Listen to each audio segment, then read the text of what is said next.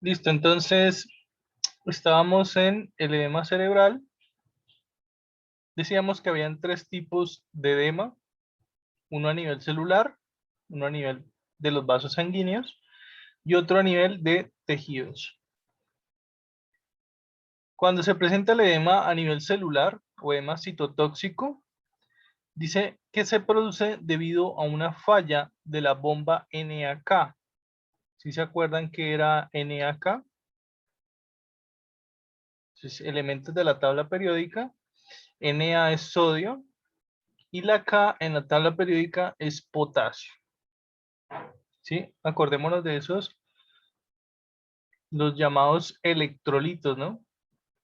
Sin embargo, aquí no estamos hablando de los electrolitos, o sea, no estamos hablando del sodio en sangre o del potasio en la sangre, que también son importantes, pero aquí estamos hablando de otra cosa que es la bomba sodio-potasio.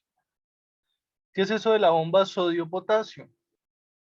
La bomba sodio-potasio es un mecanismo que tiene la membrana celular para bombear sodio hacia afuera y meter potasio. Por eso se le llama la bomba sodio-potasio. ¿Qué es lo que pasa? Eh, la célula necesita agua, pero si se llena demasiado de agua, pues puede reventar. ¿Qué es lo que impide que la célula se llene completamente de agua? La membrana celular. La membrana celular impide que la célula se llene completamente de agua. ¿Sí? A uno le enseñaban en el colegio que la membrana celular era una membrana bilipídica, así le enseñaban a uno en el bachillerato, en el colegio. Pero uno muchas veces se queda como con esa duda, ¿no? Bueno, ¿y qué es eso de membrana bilipídica? Entonces, si ustedes se acuerdan de lo que hemos visto hasta ahora, ¿qué era, qué era lípido? ¿O a qué llamábamos nosotros lípidos? A las grasas, ¿cierto? Entonces, la membrana celular, las membranas celulares de todas las células están compuestas de una barrera de dos lípidos. Es una membrana doble grasa. Ya no le enseñaban las abuelitas o las mamás de que agua y aceite no mezclan, ¿cierto? Pues el agua y el aceite no se llevan bien. Y así como el aceite flota en el agua, asimismo las células muchas veces en el agua flotarían, ¿ya? Entonces esa membrana celular impide que la célula se llene de agua y explote o reviente de tanta agua dentro. Sin embargo, hay un problema. Normalmente en la sangre se necesita el sodio y el sodio tiene esa característica de arrastrar agua todo el tiempo. Entonces, una de las razones de por qué existe la bomba sodio-potasio es porque la célula tiene que estar todo el tiempo lanzando el sodio hacia afuera para que la célula no se llene de agua. Entonces, ¿qué pasaría si esa bomba de sodio-potasio falla en las células? Pues tendríamos un edema citotóxico. Por eso lo que nos dice acá, se produce por una falla en la bomba de sodio-potasio. ¿Y por qué iba a fallar esta bomba de sodio-potasio? ¿Por qué dejaría de funcionar? Pues acá lo está diciendo. Ocurre a consecuencia de la isquemia. Entonces, cuando hay isquemia, en las células empieza a fallar la bomba de sodio-potasio. Entonces dice que al fallar la bomba de sodio-potasio va a aumentar la cantidad de agua a nivel intracelular, adentro de la célula, de las neuronas o las glías. Porque en el cerebro nosotros tenemos dos tipos de células, las neuronas y las glías. Entonces, eso es lo que ocurre en un edema cerebral citotóxico. ocurre por la isquemia. Entonces, una cosa me lleva a la otra y a otra y a otra. Así sucede. Entonces, la lesión primaria, un golpe, puede generar una isquemia. La isquemia puede generar una falla de la bomba de sodio-potasio y la falla de la bomba de sodio-potasio me puede llevar a un edema citotóxico y el edema citotóxico me puede llevar a muerte celular. ¿Sí? Así es como una cosa me lleva a la otra. Aquí vemos un TAC, paciente con edema cerebral. Y vamos a ver el otro tipo de edema, que es el edema vasogénico, que ya no es un edema a nivel celular, sino un edema a nivel de los vasos sanguíneos. Entonces dice, se presenta por un aumento de la permeabilidad capilar. ¿Qué es eso de aumento de permeabilidad capilar? Pues que se vuelve más permeable los vasos sanguíneos pequeños, los capilares. Entonces, ¿qué pasa si los vasos sanguíneos se vuelven más permeables? De ahí viene la palabra impermeable, ¿no? Impermeable es que el agua no lo atraviesa. Permeable es que el agua lo atraviesa. Entonces, ¿qué pasa si aumenta una permeabilidad en los vasos sanguíneos capilares? Dice, puede salir agua del espacio intravascular al espacio intersticial.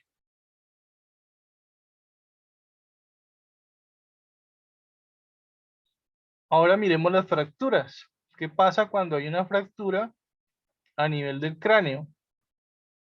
Entonces pueden haber fracturas lineales, fracturas conminutas, fracturas deprimidas, diastasadas. Eso da como para el tema de fracturas, que no lo hemos visto. ¿Y cómo me doy cuenta si un paciente tiene de pronto una fractura craneal? Pues hay que mirar la clínica. Muchas veces no hay cómo tomarle un TAC o cómo tomarle algún examen, ¿sí? Para detectar una fractura de cráneo. Entonces, hay algunos signos que se pueden observar cuando hay fractura de algún hueso del cráneo. Y acá tenemos lo que es la rinoliquia, la rinorragia, la autoliquia y la autorragia.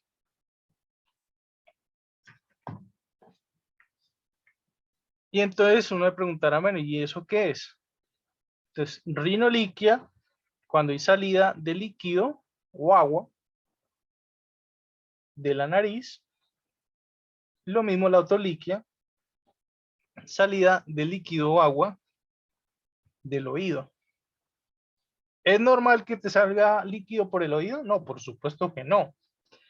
De pronto la rinoliquia sí es más común por enfermedades de la vía respiratoria, ¿ya? Pero entonces miremos los otros dos, la rinorragia y la otorragia. Es hemorragia por la nariz y otorragia, hemorragia por el oído, ¿sí? Abundante sangrado por el oído. Y generalmente es de muy mal pronóstico que un paciente esté sangrando por el oído. Generalmente, en el caso de la otoliquia y la rinoliquia, no es que sea agua como tal, no. Generalmente es líquido cefalorraquídeo que está saliendo por ahí. ¿Ya? Entonces, que esté saliéndose el líquido cefalorraquídeo por el oído, también es un muy mal signo. Bueno, a ver cómo avanzó la presentación. Acá. Tratamiento del trauma craneoencefálico severo. Bueno, no sé si estoy grabando, se me olvida. Ah, sí, sí estoy grabando. Tratamiento del trauma craneoencefálico severo. Entonces hay que usar el ABCD del trauma, que eso hablaremos yo creo que en otra clase. Se usa furosemida y se usan soluciones hipertónicas como Osmorin y solución salina al 3% o al 7%. Y entonces aquí viene la parte controversial, o sea, la parte que si hay algún estudiante que sabe más o menos o ya ha visto algo de medicamentos, dirá, pero profe, eso no tiene sentido. He tenido estudiantes que han trabajado en droguerías y pues saben algo de medicamentos, ¿no? Entonces dirán, profe, eso no tiene sentido. ¿Por qué le están dando solución hipertónica y al mismo tiempo le están dando furosemida? No tiene sentido, porque lo uno sirve para una cosa y lo otro sirve para lo opuesto, ¿cierto? Entonces, la solución hipertónica generalmente sirve para aumentar el sodio. Y al aumentar el sodio, aumenta el volumen de líquidos, y al aumentar el volumen de líquidos, va a aumentar levemente la volemia, y al aumentar la volemia, pues estamos dando chance a que aumente la presión arterial. Mientras que el medicamento, la furosemida, actuaría de la forma contraria. La furosemida es un diurético, es decir, un medicamento que te hace orinar, y al orinar vas a perder volemia, y al perder volemia va a bajar la presión arterial. ¿Sí ven la contradicción? El uno sube la presión arterial, mientras que el otro ayuda a bajar la presión arterial. Entonces, de pronto, cuando uno mira esto por primera vez, uno dice, pero no tiene sentido. ¿Por qué le estamos dando algo para subirla y al mismo tiempo le estamos dando otro para bajarla? ¿Cierto? Esa es de pronto la contradicción que pueden encontrar algunos aquí. ¿Sí? Pero todo tiene una explicación muy lógica y muy racional. Y pues tiene que ver con el funcionamiento, ya no tanto del sodio, porque pues bueno, sí, ya sabemos que el sodio, el Na, arrastra agua, ¿cierto? Eso ya lo sabemos. Entonces, el uno elimina sodio y el otro aumenta el sodio, entonces uno dice, bueno, entonces al fin que se sube el sodio, se baja el sodio. Entonces, ¿con qué se hace? ¿Por qué se hace esto? Ya lo explicaba yo al principio de la presentación. Les decía, hagamos recorderis. A ver, otra vez se me trabó esto. Hagamos el recorderis otra vez al inicio. La parte teórica. Aquí. ¿Qué era lo que estaba pasando? Una hipoxia o una isquemia por una disminución del flujo sanguíneo cerebral, que normalmente es de 50 mililitros por minuto y bajaba a 27.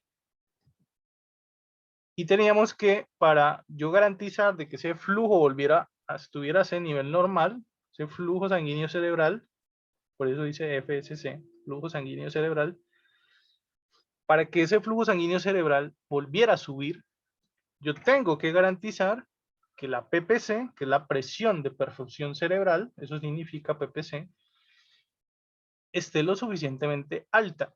Yo les decía que para eso se necesita que la presión arterial media esté alta, porque la PIC, que es la presión intracraneal, va a hacer lo contrario. Me va a disminuir la presión de perfusión cerebral. Y ahí está la explicación. Esa es la razón de por qué al paciente se le induce una hipertensión arterial. Porque al inducirle yo hipertensión arterial, le estaría subiendo también la presión arterial media.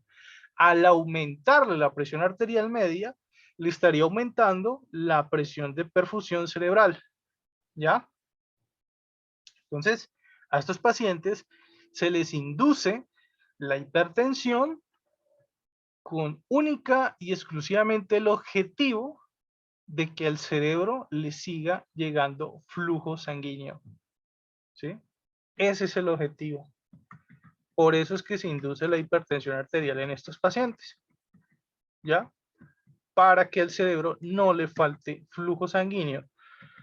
Porque si le falta flujo sanguíneo, pues viene la isquemia, viene la hipoxia. Y al final de cuentas, ¿qué le pasa a la hipoxia? ¿Qué puede producir una hipoxia? Muerte celular. Y si el cerebro se muere, desde el punto de vista clínico médico, estás muerto. Si el cerebro se muere así el resto del cuerpo esté funcionando, estás muerto. ¿Sí? Entonces, nunca se puede apagar el cerebro. No se debe apagar el cerebro. Entonces, siempre hay que garantizar que al cerebro le llegue glucosa y oxígeno. ¿Y cómo garantizo yo de que le llegue glucosa y oxígeno? Pues garantizándole que le llegue sangre. Si no le llega sangre, no le va a llegar ni glucosa ni oxígeno. ¿Ya? Entonces,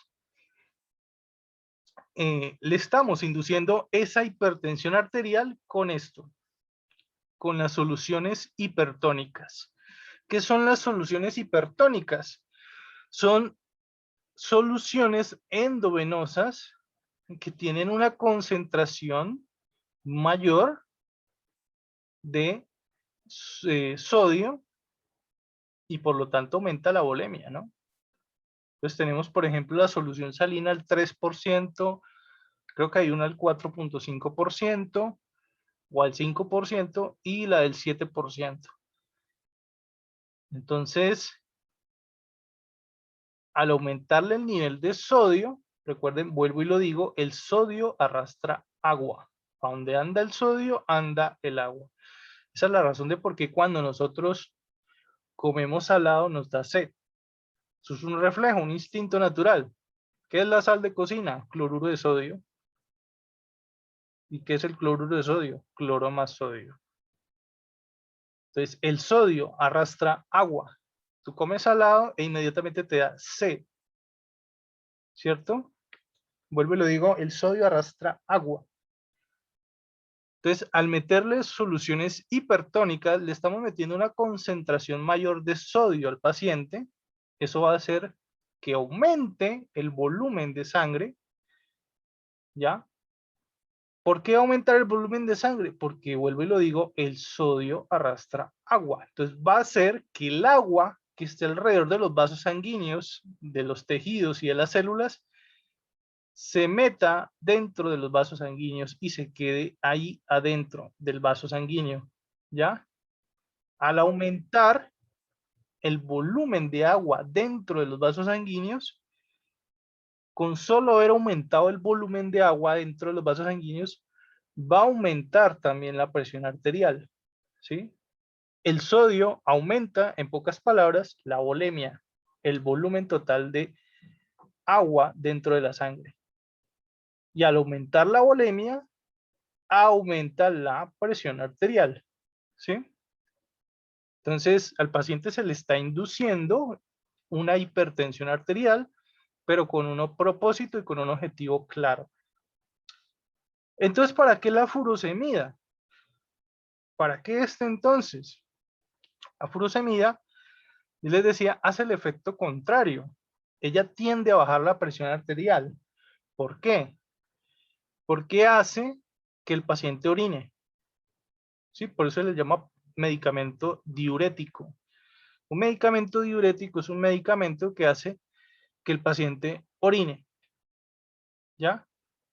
El problema con la furosemida, y lo verán cuando supongo que vean medicamento, el problema con la furosemida es que no se puede usar a largo plazo.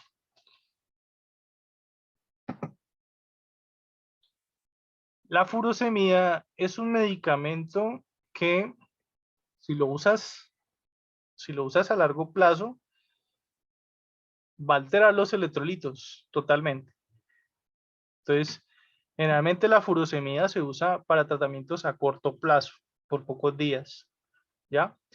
Entonces, ¿qué hace la furosemida? La furosemida hace que el paciente orine y al orinar, pues baja la volemia. Y entonces uno diría, ay, pero ¿cómo así, profe? Entonces, al fin, ¿qué? ¿Le estamos subiendo o le estamos bajando la volemia? Las dos cosas, le estamos subiendo y le estamos bajando la volemia. Le estamos subiendo la volemia por las soluciones hipertónicas que le estamos dando al paciente, pero le estamos también bajando la volemia por la furosemia y estamos haciendo que el paciente orine.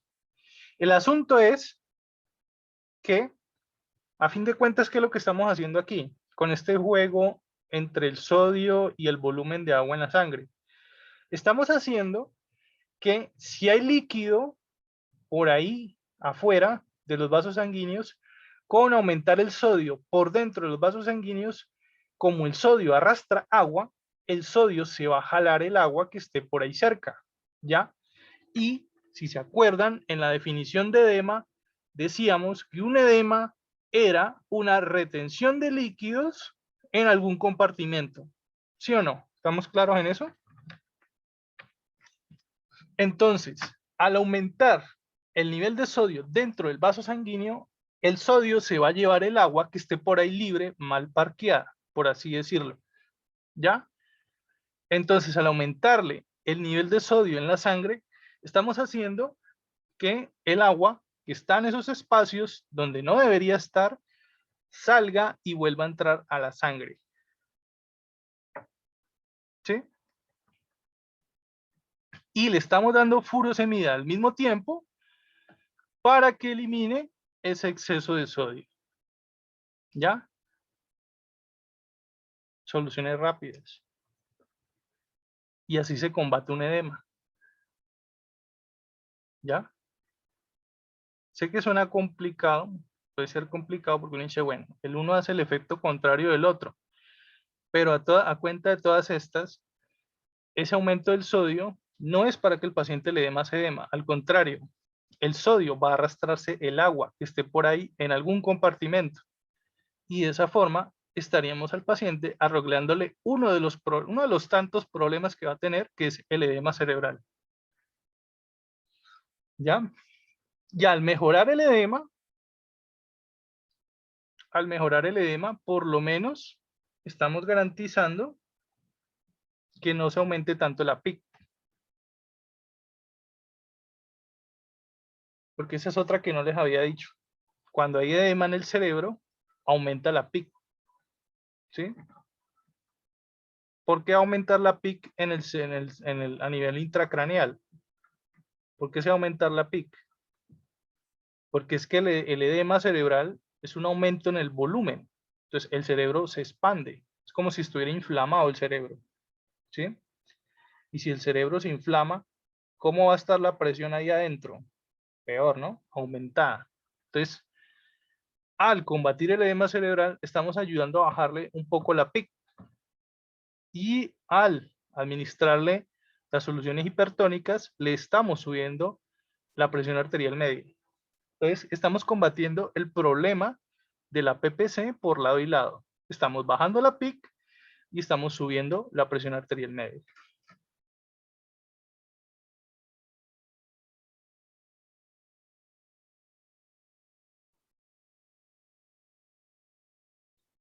Bueno, dice, hay que hacerle monitoría de la presión intracraneal, la PIC. Lamentablemente, eso solo se puede hacer con monitores especiales. Por lo tanto, un paciente que tenga un trauma craneoencefálico, lo más seguro es que esté en una sala de UCI. ¿Sí? Entonces, todo lo que hemos estado hablando el día de hoy es más de pacientes de UCI.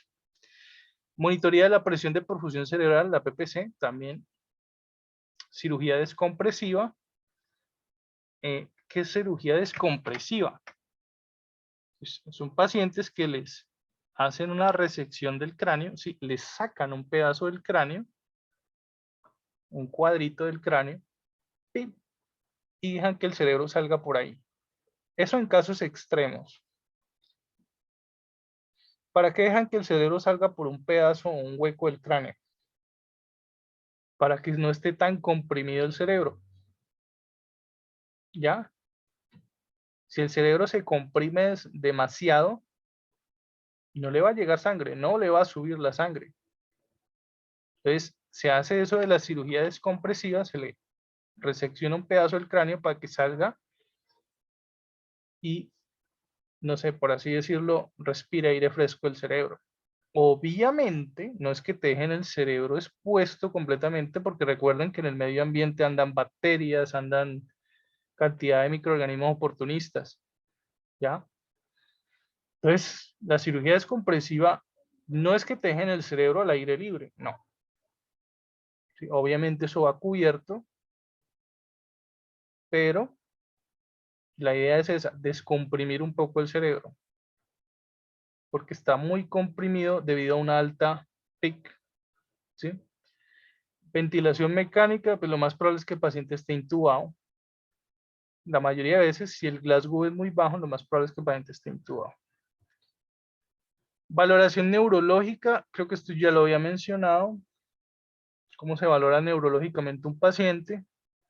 ¿Sí? El nivel de conciencia, si el paciente está orientado en las tres esferas, paciente orientado en tiempo, lugar y persona, palpación del cráneo, lenguaje, pares craneales, fuerza muscular, sensibilidad y valoración de la columna y la médula.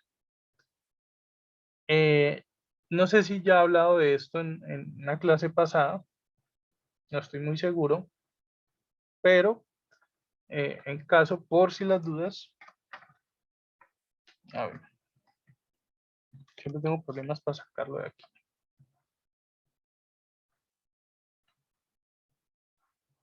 Por si queda la duda en el aire, a ver. Historia clínica. Vamos a ver un momentico acá.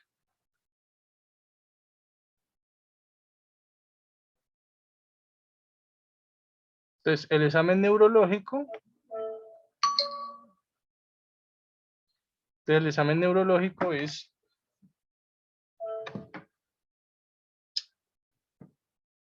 niveles de conciencia, examen mental, nervios craneales, sistema motor, sistema sensorial. Y los niveles de conciencia son orientación en el tiempo, orientación en el espacio y reconocimiento de personas. ¿Cómo valoramos eso? O sea, ¿cómo sabemos si el paciente está orientado en tiempo, lugar y persona? Entonces, orientado en tiempo es que el paciente le preguntes qué día es hoy, qué meses, en qué mes estamos y en qué año estamos. Puede que el paciente no sepa qué día de la semana es, qué número del mes es, pero que no sepa, por ejemplo, el mes y el año, pues está como desorientado, ¿cierto? Y pues no faltará el paciente psiquiátrico que te diga yo vengo del futuro, yo vengo del año 2054. Eso puede pasar. Orientación en el espacio.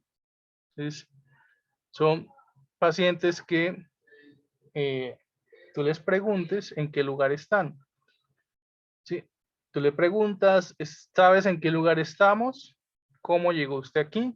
Si el paciente dice que no sabe dónde está, le hacemos saber que está en un hospital y le podemos preguntar si recuerda cómo llegó o quién lo trajo. Si el paciente no sabe ni dónde está, ni cómo llegó, ni quién lo trajo, entonces no está orientado en lugar. Y reconocimiento de personas es que se reconozca el mismo y reconozca a sus familiares.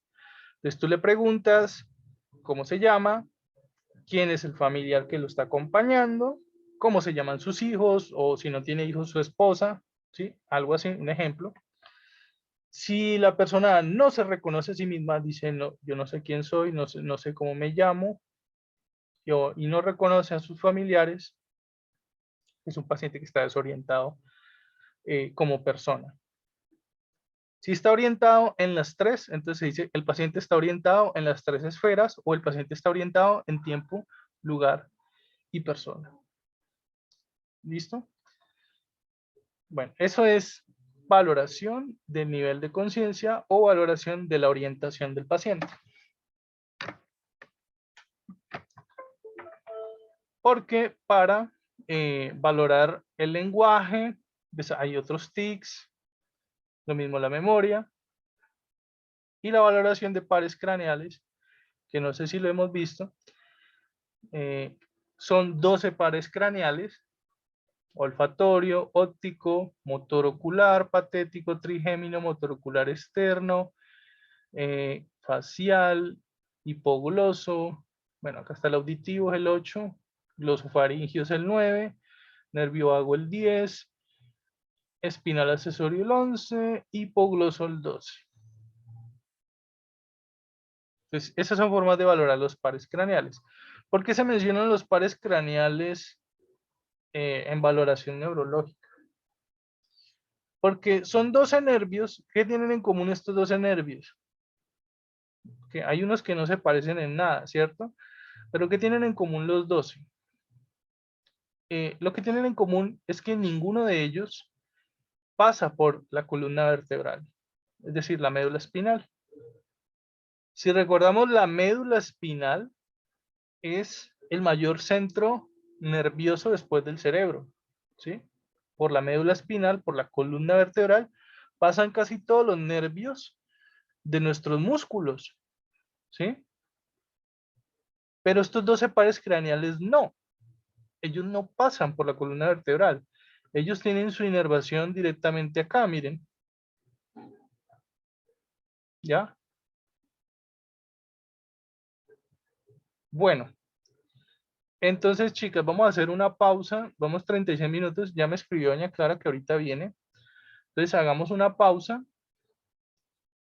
y ahorita volvemos, terminamos el tema.